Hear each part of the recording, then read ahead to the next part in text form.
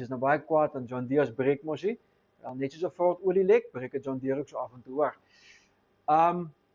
Mense, wanneer ons die trekkers vervoer, moet ons ook onthou dat ons aan die padreëls van die land moet voldoen. Dit help nie ons probeer nou die spoedkops 'n rad voor die oë draai as die trekkers vervoer. Ons moet seker maak ons voldoen aan die reëls en regulasies wat vir ons voorgeskryf is in die padreëls. Hulle sê verkeersreëls moet gevolg word tydens die vervoer van trekkers of masjinerie op openbare paaie, op 'n N1, N2, 'n R300. Jy voldoen aan die reëls wat vir jou voorgeskryf is. Wanneer jy sê maar met jou trekker ry op 'n nasionale pad, moet onthou om jou noodligte aan te sit sodat die mense kan sien. Onthou 'n trekker as jy amper maak ek 'n fout. Ja, Lamborghini het trekkers gebou. Nee, 'n trekker is nie 'n Lamborghini nie. Hy is nie vinnig nie. Maar probeer maar jou noodligte aanhou want jy ry nie so vinnig soos wat 'n normale voertuig ry nie, want dit is wel 'n trekker. En as jy nog 'n vrag sleep, nog stadiger. En onthou, daar moet altyd 'n stadige bewegende voertuigteken opgesit word of 'n abnormal load wat wys dat jy besig is om 'n ding te vervoer wat nie vinnig beweeg nie, of 'n karretjie ry voor jou uit wat sê dat daar 'n stadige bewegende voertuig op pad is. Tydens die vervoer van trekkers moet jy uitkyk vir verkeersgevare. Dis nou mense wat langs die pad staan, dis mense wat goedjies vir julle in die pad gaan rol. Maak seker jy's wakker. Onthou, wanneer jy bestuur, dink jy nie net vir jouself nie, jy dink vir die mense in die voertuie langs jou en vir die mense langs die pad ook. Weet ook wat is die hoogtevereistes van die pad. As daar dalk 'n brug is, wat 'n laag bruggie is en jou trekker kan nie daar deur nie, moenie daai pad ry nie. Dit gaan nie werk nie. Dit gaan 'n ongeluk veroorsaak of 'n opeenhoping van verkeer wat nie een van ons wil hê nie. En dan die ander een, weet altyd wat is die grootte en gewig van jou toerusting.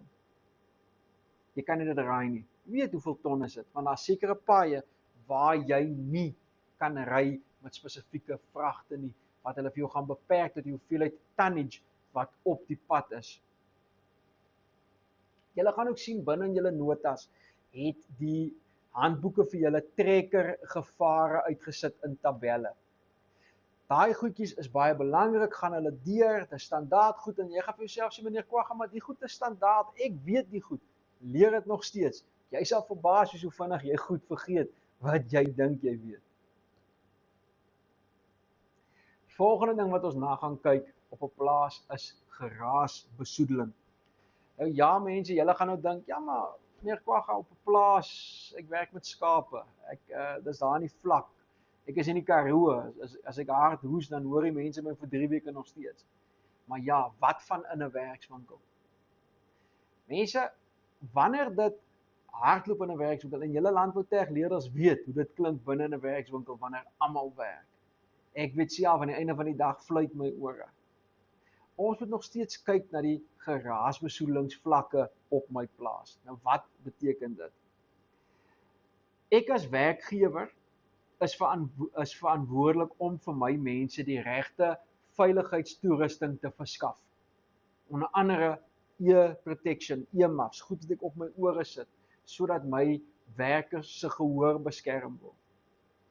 Hierdie werksplek moet ook behoorlik afgebaken wees. Jy moet ook vir die mense kan lyne verf en sê, as jy in die deel staan, raas dit, en as jy in die deel staan, is dit veilig om te praat.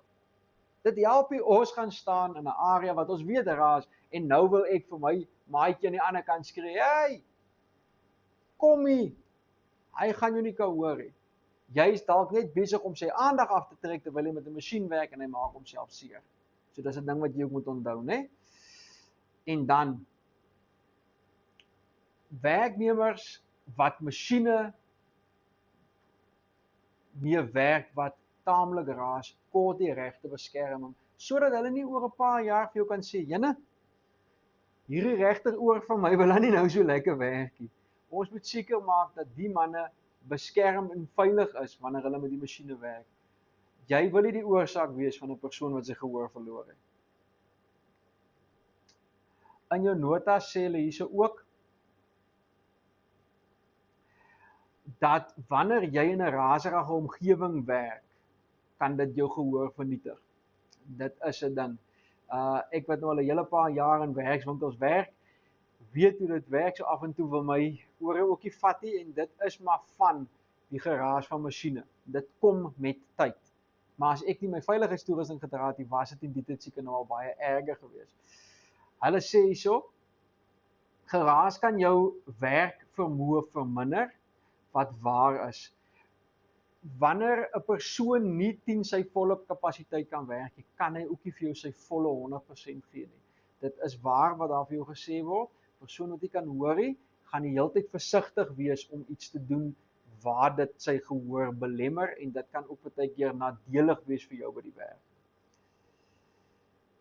Nou, wat kan ek doen om dit te voorkom?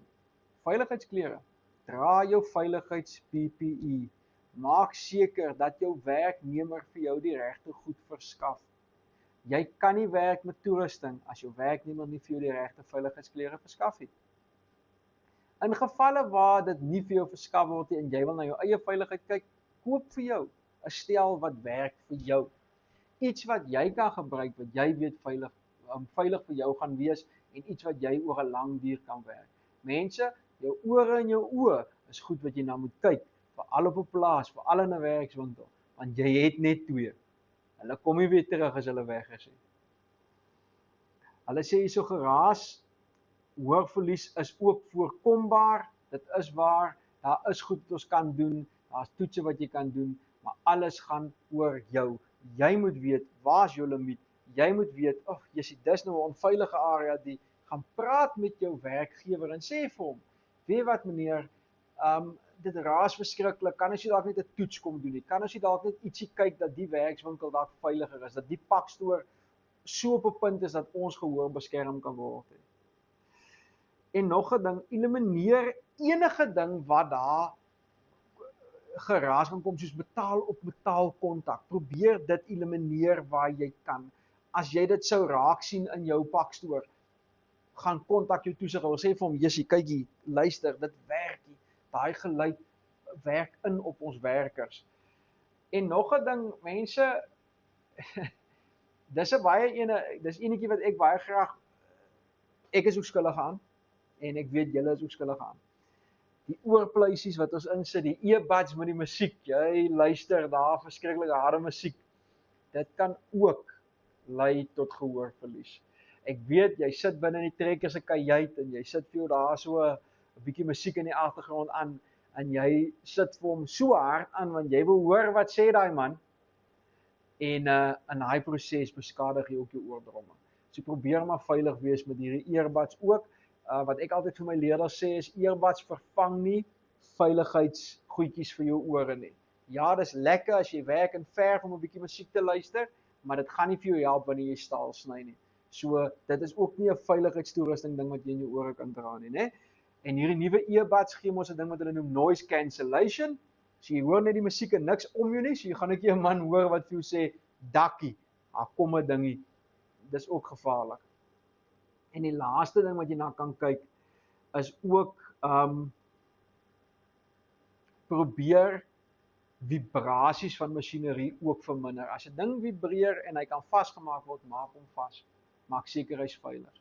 So mense, daar's algemene plaasveiligheid nou afgehandel. So dis vas buite lus, like meneer Kwagga.